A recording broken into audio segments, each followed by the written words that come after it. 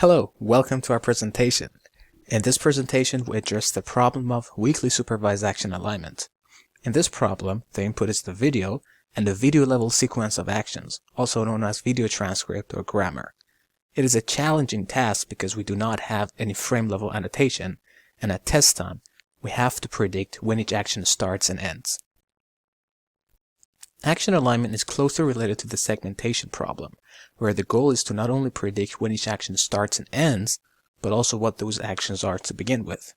So current state-of-the-art action segmentations method iterates through all the possible sequences of actions and produce corresponding alignments per each grammar. Ultimately, the most likely alignment is represented as the segmentation result. The key challenge in this field is learning the duration simply because this information is missing during training. So prior work models duration as a Poisson function. The Poisson function is only dependent on the label of the action. However, duration not only depends on the label of the action, but also on what's happening in the video at that point. As you can see, case in point on this slide is the subject turning away from the stove, flipping the eggs multiple times, so the action of frying egg takes longer than usual, but solely using a Poisson model fails to capture this and prematurely ends the action.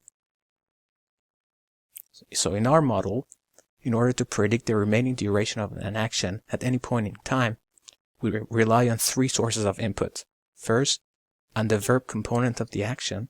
Second, on what's happening in the video around that time. And third, how much time are we already into that action. Given these three inputs, the probability of the remaining progress of that action is predicted. More specifically, the range of possible durations of a given action depends on the verb of that action. So we define the term progress unit. Progress corresponds to different durations for different verbs. Each bin represents a level of progress for the input verb. We discretize the elapsed and remaining time length into verb-dependent bins, where the bin width is calculated based on the type of each verb.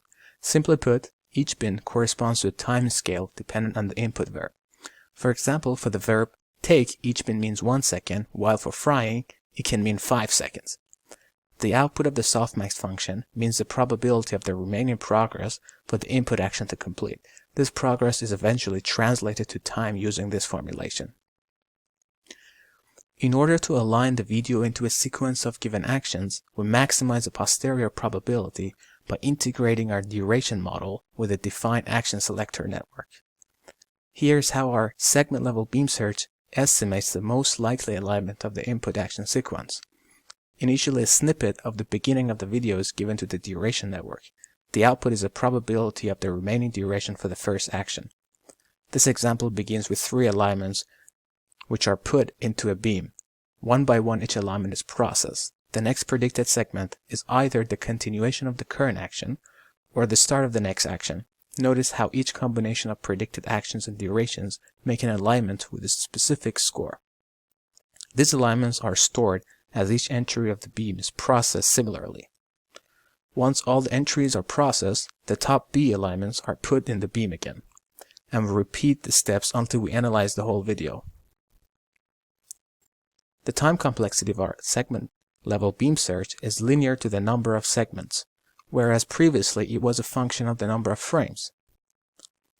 Initially, we generate pseudo-ground truth by any weakly supervised alignment baseline to train our model.